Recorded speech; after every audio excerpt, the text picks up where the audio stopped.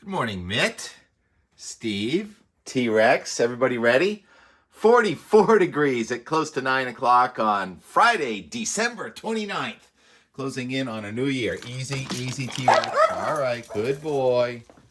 Let's go outside. Check the green grass. Check the ice bucket challenge. No ice. Day 6 of our extended late December thaw. In most of New England, too, not just Boston. All right, Mitt, you can watch from inside. Yesterday, we had that strong wind from the northeast. It warranted me taking down the flag. I kept my headset on. I tried to call the play-by-play, but the audio did not go through. So that was a kind of a spoiler of my and more for today. So I'll just show it right now. Yesterday, about midday, like that flag, that might break my pole. I didn't want that to happen. It's a heavy-duty flag.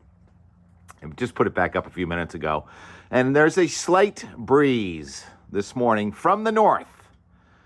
So yesterday was sort of a hybrid nor'easter. I mean, that big storm in the middle of the nation still overwhelming the pattern. So it was about as warm a nor'easter as we get. I call it almost a glorified wave on a warmer front off to the south of New England. That this morning now, and I turned the red numbers back on, the wind gusts south of Nova Scotia this morning in the order of 47 to 51 miles per hour. So it's a powerful storm out there. It's about a 996 low, 1019 high to its north. They're calling it a gale on the Ocean Prediction Center website this morning.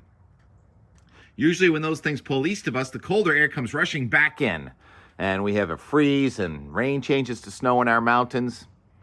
But once again, that's not happening thanks to that storm in the middle of the country. Even the summit of Mount Washington this morning is still in thaw mode. As a matter of fact, before the sun came up today, summit of Mount Washington got to its warmest point so far in the system. It's at 34 degrees. And the imagery coming in this morning, Brian Williamson, below the Heaven's Gate chair there at Sugarbush. He says the guns are all lined up. Snow guns are lined up on ripcord, and they can't wait to let them rip. And so that's, I think those are little natural snow bumps.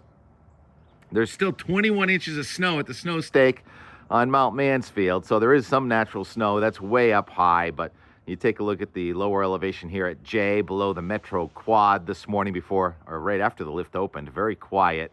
Have fog on the mountain and green grass between the snow lanes of snowmaking. When are we going to right this ship? Well, it's happening during the day today. Let's go to the most recent NAM hour-by-hour precipitation. There was some snow in Maine, north central eastern Maine earlier.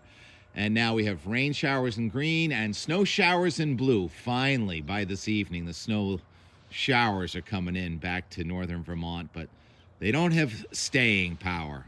So we're going to end up with tomorrow being probably mostly cloudy with some snowflakes in the air in northern New England, and mostly cloudy with maybe a few raindrops possible in southern New England. Tomorrow will be day 7 of the thaw in the Boston area. Steve, where are you going, Steve? Let's follow Steve. While we're here, we'll check the rain gauge. Yesterday, we emptied out a 0.43, I believe. And look at that, 0.43. How about that for symmetry? So 0.86 on the rain. So for some people around here, it's been the rainiest December on record and probably the rainiest year on record for some sites. We'll see all those stats starting to come in. That's as far as you go, right over the fire. Steve, yeah, so definitely wet. And lack of snow now is just, well, for some people, it's good news, right? Because it costs money to remove snow and it costs money to heat the house. And so if you have a warmer, more snow-free December, in a lot of respects, you're saving resources in the form of money and time. Linda in Princeton summed that all up in one tweet yesterday. And expenses for the town, too, are saved. There's my Rose. You going to come out? I don't know. I don't think... If we could have a sunny day today, that might happen, but I don't think we're going to see the sun again until tomorrow. And here's the Boston 3 to 5 day. It looks like the temperature, at least on the Euro, tries to bring it back down below freezing on Sunday morning. So that would be day 8, ending the thaw. So it would be a 7 or 8 day thaw. And then it does have some cold mornings here next Monday and Tuesday. Seasonable chill coming back. And what about the storm tracks? Well, I looked at the upper level flow, and I got pretty dizzy trying to watch what happened. There it is, another big upper level low west coast of North America tries to push warmth in, but then sometimes what happens, you get a ridge east of those, like we're getting in Western Canada, and it tries to push the colder air down from the North Pole to the east of the warmth. So let's just freeze frame it here on Tuesday, January 2nd at 7 o'clock. Now, I know in the upper left there, the time code says 0Z Wednesday. So 0Z is 5 hours ahead of us. So at midnight in Greenwich, England is 7 p.m. here. A time warp thing. And it looks like a time warp because that map looks like a spring, convoluted, cut off low pressure systems all over the place. You can almost make out the triple stream, with one stream trying to bring very cold air down from the North Pole into south central Canada. Then there's another stream across the middle of the nation with some waves and perturbations. Then there's an even further south stream that's sort of the subtropical stream with another wave well south into Texas and the Gulf of Mexico. So it is a convoluted looking pattern, and it can be bringing air up to the east coast from the North Pole, from the Central Pacific and the South Pacific all at the same time. Now, if you check the 850 flow, that's about up around 4,000 feet. The blue is cold enough for snow, and you can see we're just barely on the edge of that here. Now, this is Tuesday night into Wednesday, so a warm-up is happening after Saturday and Sunday, Monday. And the Canadian purple, that's probably the best news if you want snow and cold, which some people do. Canada is so full of cold, and it's pressing south, but there's not a huge press south because of that convoluted shape of the jet stream. Anyhow, now let's go to the lower 48 over the next several days. Our pseudo nor'easter not pushing out to the east there, and now we have a colder front coming in from Canada with a couple of low pressure systems coming across. Chance of snow showers tonight and tomorrow, and then we're colder and mostly dry Sunday, Monday. So New Year's Eve looks dry and seasonable, probably in the cities.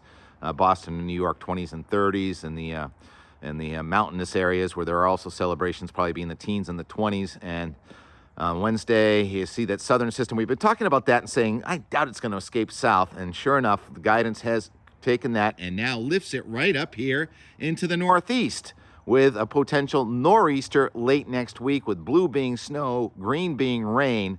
Now, that's only one run in a row showing that, but that's kind of what we thought, or I thought, would probably happen logically. So that run, even though it's an outlier, is fairly logical. After all, it's the first week of January, and then behind that, there looks like there is some serious cold, but there's also a lot of warmth in this lower 48. Joe Bastardi is still adamant that he says there's going to be some kind of dam break of the cold letting loose and coming down around the January 15th or so, and he works a lot harder on this than I do, but I still don't see any extended cold, but at least it's a little more favorable. How could it get any less favorable? I did a snowcast yesterday. I hope you saw that. And I don't really have much and more. I tried to wear my headset on my flag lowering yesterday during the storm, but the headset didn't communicate with the phone, which is on the tripod. So I can just show you that antics. And then lamenting late in the day on the backside of the nor'easter how it just didn't turn cold. It's drizzling right now, and on the back of most nor'easters, if you have drizzle, it's going to be light snow, and everything's going to be all iced up. But this is an unusual year. Yes, El Nino does play a role, but that's not the overall factor. It's just sort of the shape of the jet stream, and hey, it happens. I mean, we had so much cold and snow in parts of New England during November, and so now we're getting paid back, and winter's far from over. Steve's going over to the birds. They're not there yet because I haven't put this bird seed in the feeder yet, but that will be happening next. All right. I don't know where T-Rex went, but I know he's tied up, so he's not too far. Oh, he's all tangled up around all the porch furniture. I don't have enough room to store all that porch furniture, the summer furniture, so it just gets stacked up there, and there's T-Rex. We did not paint those colors there, by the way. Janet wants me to make that clear that we inherited those, and they're going to get redone. Everything's going to get redone, huh? Everything always gets redone, including this weather pattern. Talk to you later. How about some and more going in the door? Yes. Yes. In the door. Hey, Mitt, were you entertained watching us? How about a little audio of Mitt snoring yesterday afternoon to throw into the mix of the and more? Yeah, Mitt, you're a good snorer.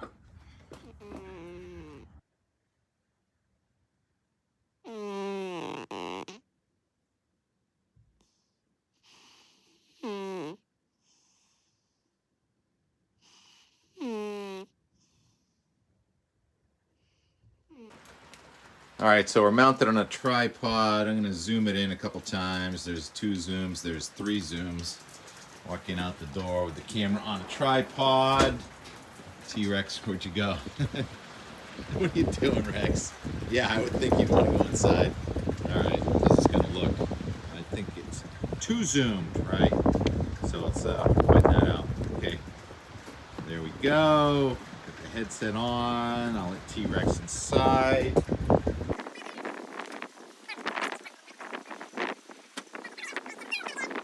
Not gonna be shoveling snow.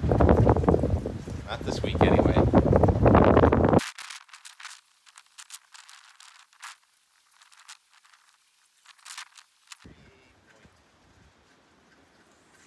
5.8 so far.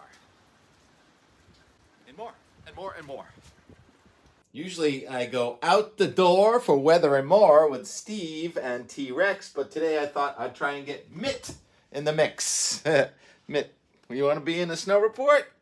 This is also a Maine Coon cat, but guess what? The weather is so not nice out that even the Maine Coon cats do not want to go out today.